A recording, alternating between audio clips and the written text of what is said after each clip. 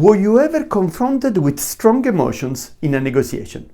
My name is Giuseppe Conti. I'm the founder of Conti Advanced Business Learning, and as a procurement executive, I've always seen strong emotions in a negotiation, particularly when negotiating with business owner.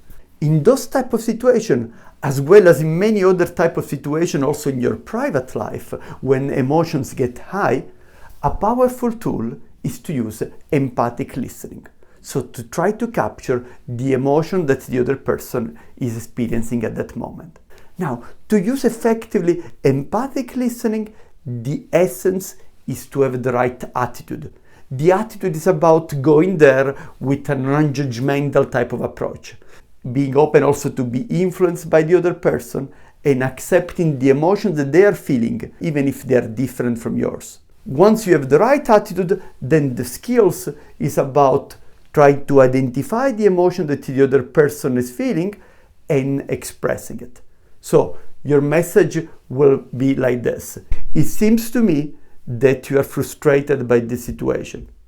Or you may say, it looks that you are disappointed by the behavior of your colleagues. And then you move the conversation to a different level, to the emotional level, which makes the conversation move to a higher level. For more insight on negotiation and influencing, check our website, www.cabl.ch.